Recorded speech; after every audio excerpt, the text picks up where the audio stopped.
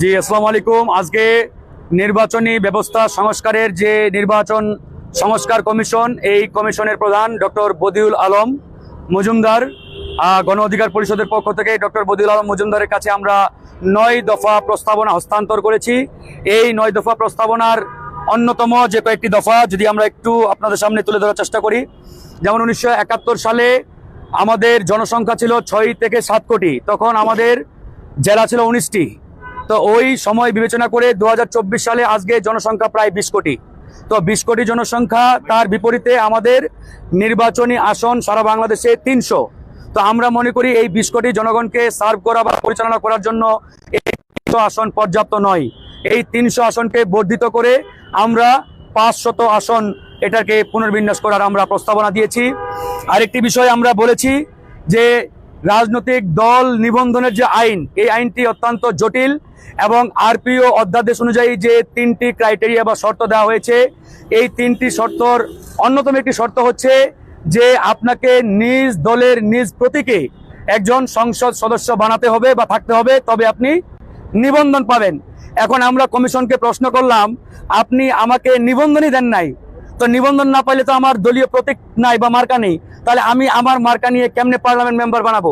সুতরাং এটি একটি হাস্যকর প্রস্তাব, একটি অযৌক্তিক প্রস্তাব। তাই আমরা বলেছি আরপিও অধ্যাদেশ অনুযায়ী যে শর্তাবলী দেওয়া হয়েছে এটিকে বাতিল করতে হবে। আমরা একই সাথে বলেছি স্বতন্ত্র প্রার্থীদের 1% ভোটের যে ব্যবস্থা রাখার এটি নিয়ম ইতিমধ্যে রয়েছে। আমরা মনে করি এটি তাদের উপর একটা বার্ডেন। আসলে একজন স্বতন্ত্র প্রার্থীর পক্ষে 1% ভোট গ্যাদার করা বা পাওয়া একটা অত্যন্ত কঠিন, এবং এটাকে আমরা আসলে পুনর্বিবেচনা করে এটাকে 0.10% আমরা রাখার একটি প্রস্তাবনা দিয়েছি। একই সাথে আমরা বলেছি প্রবাসীদের যে ভোটাধিকার, এই ভোটাধিকার নিশ্চিতে ইতিমধ্যে বিভিন্ন রাজনৈতিক দল প্রস্তাবনা দিয়েছে। আমরা শুধু এতটুকুতেই সীমাবদ্ধ থাকতে আমরা চাই না। আমরা একই সাথে বলেছি যেমনটি নারীদের জন্য 50টি আসন সংরক্ষিত রাখা হয়েছে তাদেরকে মেইন স্ট্রিমে নিয়ে আসার জন্য, তো সেই জায়গায় প্রায় 2 কোটি প্রবাসী পৃথিবীর বিভিন্ন দেশে রয়েছে এবং তাদের পাঠানো রেমিটেন্সে বাংলাদেশের অর্থনীতির চাকা সচল। সুতরাং প্রবাসীদেরকে আমাদের রাষ্ট্রীয় কাজে এবং রাষ্ট্রীয় যে অংশগ্রহণ, এই অংশগ্রহণে তাদের প্রতিনিধিত্ব হবে। তাই আমরা বলেছি যে প্রবাসীদের ভোটাধিকারের পাশাপাশি অন্তত 10% পার্লামেন্ট যে আসন বা যে আসন এটি তাদের জন্য সংরক্ষিত করতে হবে। এটি আমরা প্রবাসীদের জন্য আমরা বলেছি। সুতরাং এরকম আমরা 9টি প্রস্তাবনা দিয়েছি। আমাদের আরেকটি গুরুত্বপূর্ণ দাবি আছে। আজকে আপনাদের পক্ষ থেকে কয় সদস্যের টিম গিয়েছিল এবং আপনারা কয় দফা তার প্রস্তাব তুলেছেন এবং আসলে আপনারা কি প্রত্যাশার জায়গাটুকু থেকে কি আশা করছেন? আমরা আজকে 8 সদস্যের একটি প্রতিনিধি দল আমরা আজকে নির্বাচন সংস্কার কমিশনে এসেছিলাম। আমি ফারুক হাসান, সদস্য সচিব, গণ অধিকার পরিষদ। আমাদের সদস্য জনাব তারেক রহমান, যুগ্ম সদস্য সচিব, গণ অধিকার পরিষদ। আমাদের প্রতিনিধি দলের সদস্য জনাব ব্যারিস্টার জিশান মহসিন, উনি উচ্চতর পরিষদের সদস্য, গণ অধিকার পরিষদ। রয়েছেন আমাদের আরিফ বিল্লাহ, দপ্তর সমন্বয়ক, এবং আমাদের ফাইসাল আহমেদ, মহানগর দক্ষিণের সেক্রেটারি। তো আমরা 8 সদস্যের প্রতিনিধি দল আজকের এই মিটিং এ আমরা অংশগ্রহণ করেছি।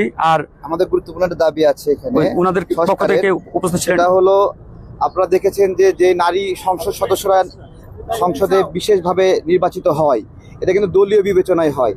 তো এখানে কোনো নির্বাচন হয় না, প্রতিদ্বন্দ্বিতা হয় না। তো আমরাও এটা নারী প্রতিনিধি নির্বাচনের ক্ষেত্রেও আমরা হলো একটা প্রতিদ্বন্দ্বিতামূলক ব্যবস্থা চেয়েছি।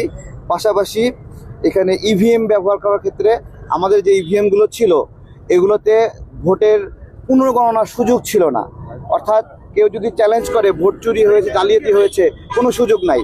আমরা এই জায়গা থেকে আমরা বলেছি যে ইভিএমে প্রিন্টিং সিস্টেম থাকতে হবে, যাতে করে প্রত্যেকটা ভোট ফিজিক্যালি প্রিন্ট হয় এবং কেউ যদি মনে করে ভোট জালিয়াতি হয়েছে সেজন্য চ্যালেঞ্জ করে এই ভোটটা যেটা প্রিন্ট আকারে থেকে যাবে সেটার জন্য গণনার জন্য ব্যবহার করতে পারে। এই মোটামুটি 9টা আমাদের দাবি ছিল, যেগুলো আমরা নির্বাচন কমিশনকে বলেছি যে এই বিষয়গুলো বিবেচনা করতে হবে। এটাই আর কি আমাদের পরিষ্কার কথা। এর আগে যে জাল ভোট দেওয়ার সুযোগ তৈরি করে দিয়েছিল বিগত ফ্যাসিস্ট সরকার, তো ওই জাল ভোট দেওয়ার সুযোগ যাতে না থাকে। একই সাথে নির্বাচনী আসনের যে আসন বিন্যাস বা এলাকার যে একটা এটাকেও পুনর্বিবেচনার আমরা আহ্বান জানিয়েছি। আপনি দেখেন পার্বত্য 3টি জেলায় 3টি মাত্র আসন, অথচ আমরা যদি রেশিও অনুযায়ী একটু চিন্তা করি, এটা আসলে কোনোভাবেই এই 2024 সালে এসে কাম্য নয় যে একটা জেলায় মাত্র একটা আসন। তো এটাকে পুনর্বিবেচনা করে জনসংখ্যার অনুপাতে যাতে এখানে আসন বিন্যাস করা হয়, এটাও আমরা আহ্বান জানিয়েছি। Thank you.